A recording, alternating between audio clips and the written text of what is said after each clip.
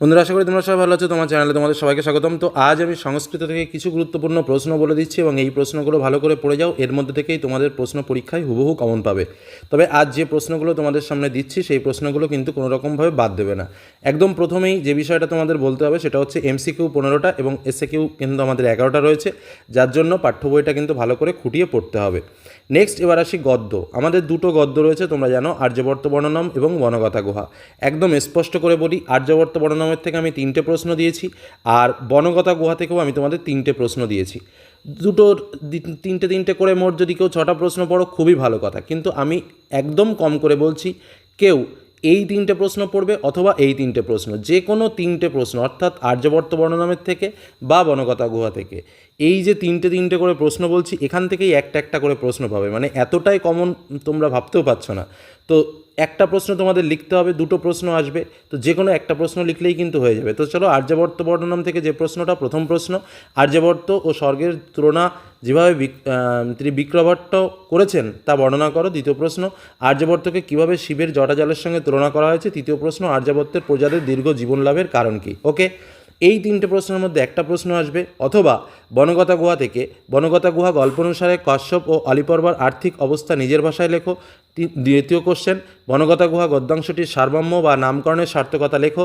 পরবর্তী কোশ্চেন, কশ্যপ ও অলিপর্বার সম্পর্ক এবং আর্থিক অবস্থার বর্ণনা দাও। তারপরে কোশ্চেন, মহিরুহ শব্দের অর্থ কী, কে কেন মহিরুহে আরোহণ করলো, আরোহণ করে সে কী দেখলো। এবং নেক্সট কোশ্চেন, অলিপর্বার চরিত্র ও অলিপর্বার জীবন সংগ্রামের পরিচয় দাও।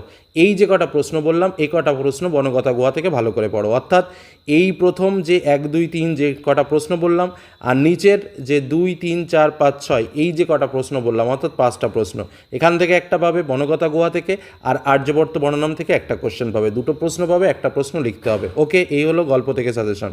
এবার আসবো পদ্য।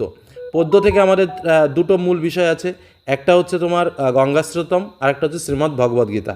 তো এই যে দুটো পার্ট, এখান থেকেও ঠিক একই রকমভাবে আমি দুটো মিলে, যেহেতু কবিতার লাইন তো সেহেতু ইম্পর্টেন্ট থাকে, আমি দুটো মিলে মোট তোমাদের সামনে 6টা প্রশ্ন শেয়ার করছি। এই 6টা প্রশ্নই পড়ে যাবে, দুটো মিলে বলছি, কিন্তু একদম কোনো রকমভাবে বাদ দেবে না, কারণ এই প্রশ্ন কটার মধ্যে একটা প্রশ্ন পাবেই পাবে। ওকে, যেহেতু কবিতার লাইন তুলে তুলে প্রশ্ন আসে, সেহেতু এই 6টা প্রশ্ন পড়ে যাও। প্রথম প্রশ্ন, গঙ্গার মাহাত্ম্য সংক্ষেপে বর্ণনা করো, অথবা গঙ্গাস্রোতমে গঙ্গাকে যেভাবে বর্ণনা করা হয়েছে তা নিজের ভাষায় লেখো। দ্বিতীয় প্রশ্ন, কর্মযোগ পাঠ্যাংশের নামকরণের সার্থকতা অথবা বিষয়বস্তু আলোচনা করো। 3 নম্বর প্রশ্ন, তমস্বী গতির্মম খলু সংসারে উদ্ধৃতিটি কে কেন করেছেন। 4 নম্বর প্রশ্ন, স্বধর্মে নিধনং শ্রেয় পরধর্ম ভয়াবহ তাৎপর্য বর্ণনা করো। 5 নম্বরের প্রশ্ন, ভাগীরথী বিশ্বজননী মুনিবর কন্যা গঙ্গার এই 3টি নামের তাৎপর্য কী। এবং লাস্ট কোশ্চেন, গঙ্গাস্রোতমে উল্লিখিত গঙ্গার বিশেষণগুলো কী কী। এই যে কটা প্রশ্ন বললাম, এই কটা প্রশ্ন ভালো করে পড়ো। কবিতা থেকে একটা প্রশ্ন তোমাকে লিখতে হবে, দুটো প্রশ্ন আসবে, তো কোনো রকম কোনো সমস্যা হবে না, রিল্যাক্সে তুমি লিখতে পারবে। এর থেকে শর্ট সাজেশন দেওয়া আর সম্ভব নয়, বলে রাখছি। নেক্সট, নাটক বাসন্তিক স্বপ্নম, যেখান থেকে আমাদের দুটো প্রশ্ন আসবে, একটা প্রশ্নের উত্তর লিখতে হবে। দেখো, নাটক থেকে যে কটা প্রশ্ন বলছি, কয়েকটা প্রশ্ন বলবো। প্রথম প্রশ্ন, বাসন্তিক স্বপ্নমের প্রথম 3টি শ্লোকের ভাবার্থ নিজের ভাষায় লেখো। দ্বিতীয় প্রশ্ন, তোমার পাঠ্যনাট্যাংশের মাধ্যমে নাট্যকার কী কী বার্তা দিতে চেয়েছেন বলে তোমার মনে হয়। 3 নম্বর প্রশ্ন, নাটকের রাজা ও কৌমুদীর কথোপকথন নিজের ভাষায় বর্ণনা করো। 4 নম্বর প্রশ্ন, নাট্যাংশের চরিত্রগুলির পরিচয় দাও। ছোট ছোট করে সমস্ত চরিত্রগুলো লিখতে হবে। নেক্সট, বাসন্তিক সপ্তম অবলম্বনে রাজা ইন্দ্রবর্মা ও কনকলেখার কথোপকথন সংক্ষেপে আলোচনা করো। পরবর্তী কোশ্চেন, বাসন্তিক সপ্তম নাট্যাংশ অবলম্বনে কৌমুদীর অথবা রাজা ইন্দ্রবর্মার চরিত্রের বর্ণনা দাও। মানে দুটোই ভালো করে পড়বে, এবং বাসন্তিক স্বপ্ন নাট্যাংশ অনুসারে সামাজিক নিয়ম ও শাস্তির কী বিধান রয়েছে তা আলোচনা করো। এই যে 7টা প্রশ্ন বললাম, এই 7টা প্রশ্ন বাদ দেবে না, দুটো প্রশ্ন আসবে, একটা প্রশ্ন লিখতে হবে। আমি আশা করবো যে এখান থেকে দুটো প্রশ্নই পাবে, কারণ প্রত্যেকটা ইম্পর্টেন্ট কোশ্চেন দিয়েছি, কিন্তু তোমরা এই 7টা প্রশ্নের কোনো প্রশ্ন বাদ না দিয়ে পড়ে যাবে। ওকে, নেক্সট, ভাব সম্প্রসারণ। এটা স্বাভাবিকভাবে একটু বেশি পড়তে হয়, একটা প্রশ্ন আমাদের লিখতে হয়। আমি 7টা ভাব সম্প্রসারণ দিয়েছি এখনও পর্যন্ত, যতদিন পর্যন্ত সংস্কৃতের সাজেশন তোমাদের সামনে তুলে ধরেছি, এখনও পর্যন্ত ভাব সম্প্রসারণ আমার মিস হয়নি। তো যাই হোক, এবারও ঠিক তাই, 7টা ভাব সম্প্রসারণ তুলে ধরেছি। এই 7টা ভাব সম্প্রসারণ ভালো করে পড়ে যাও।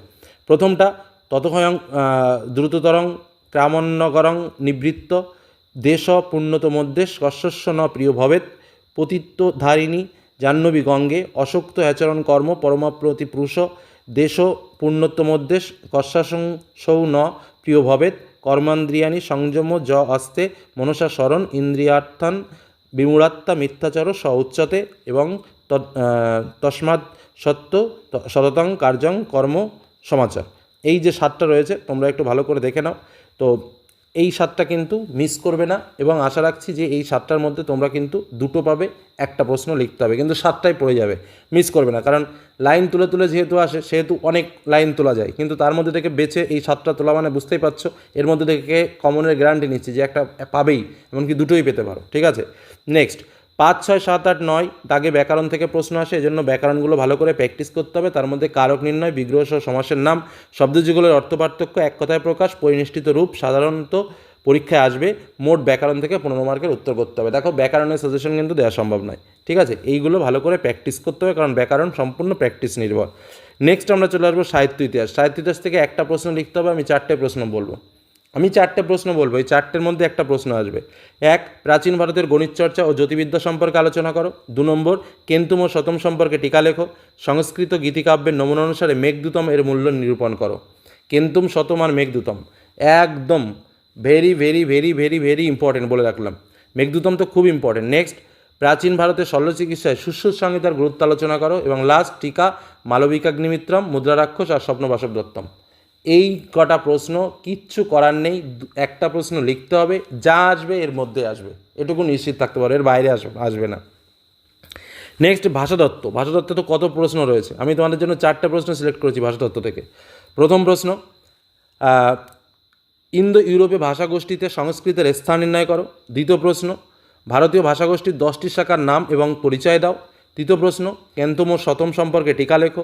4 নম্বর প্রশ্ন, ভারতীয় আর্য ভাষা কাকে বলে, এই ভাষার কয়টি স্তর, প্রতিটি স্তর সম্পর্কে অতি সংক্ষিপ্ত ধারণা দাও। ভেরি ভেরি ইম্পর্ট্যান্ট প্রশ্ন তুলে ধরলাম, এ কটা ভালো করে পড়ো। নেক্সট আমাদের যেটা থাকে, সংস্কৃত অনুবাদ পঞ্চতন্ত্র বা হিতোপদেশ থেকে আসবে। এটা কিন্তু তোমাকে প্র্যাকটিস করতে হবে, এটার কোন পার্টটা তুলে দেবে তার কোনো গ্যারান্টি নেই। পার্টগুলো, প্রত্যেকটা পার্টের যে বিষয়বস্তুটা ভালো করে জেনে রাখবে, এর মধ্যে কোনো না কোনো একটা অংশ থেকে আসবে।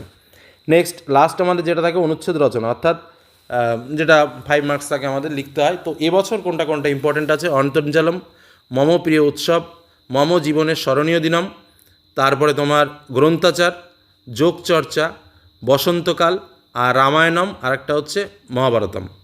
এই কটার মধ্যে কিন্তু একটা পাবেই। তাহলে দেখো আজকের এই সাজেশনে আমরা কিন্তু সম্পূর্ণ বিষয় দাগ নম্বর উল্লেখ করে তোমাদের সামনে শেয়ার করলাম। 1 নম্বরে MCQ, 2 নম্বরে SAQ, 3 নম্বরে গদ্য থেকে 2টো প্রশ্ন আসবে, একটা লিখতে হবে। গদ্যর মধ্যে আর্যবর্তনম এবং বনগতা গুহা তুলে ধরলাম। 6 নম্বরে পদ্মাংশ থেকে, তারপরে 6 নম্বর বলছি, 4 নম্বরে তোমাদের পদ্মাংশ থেকে প্রশ্ন আসবে। 5 নম্বরে তোমাদের একই বিষয়ে, মানে ওই তোমার 3 নম্বরে প্রথমে গদ্যাংশ থেকে 2টো প্রশ্ন আসবে, একটা লিখতে হবে। তারপর পদ্যাংশ থেকে 2টো প্রশ্ন আসবে, একটা লিখতে হবে। তারপর নাট্যাংশ থেকে 2টো প্রশ্ন আসবে, একটা লিখতে হবে। তারপরে ভাব সম্প্রসারণ আসবে 2টো, একটা লিখতে হবে। তারপর 5, 6, 7, 8, 9 দাগে ব্যাকরণ থেকে প্রশ্ন আসবে। 10 দাগে সাহিত্য ইতিহাস থেকে একটা প্রশ্ন আসবে, লিখতে হবে। 2টো প্রশ্ন আসবে, একটা লিখতে হবে। তারপরে 10 দাগে ভাষাতত্ত্ব থেকে 2টো প্রশ্ন আসবে, একটা প্রশ্ন উত্তর দিতে হবে। তারপরে সংস্কৃত অনুবাদ আসবে। তারপরে 12 দাগে তোমার অনুচ্ছেদ রচনা আসবে। এই হলো তোমাদের সংস্কৃত প্রশ্ন, এবং কি কি প্রশ্ন পরীক্ষায় আসবে, কোন দাগে কি প্রশ্ন আসবে, তার ডিটেলস আলোচনা তুলে ধরলাম। এই সাজেশন যারা রেডি করবে তারা পরীক্ষায় 100% ব্রড টাইপের প্রশ্ন কমন পাবে, একদম লিখে রাখতে পারো, এর বাইরে প্রশ্ন আসবে না। এর থেকে বড় কথা আর হয় না। ধন্যবাদ।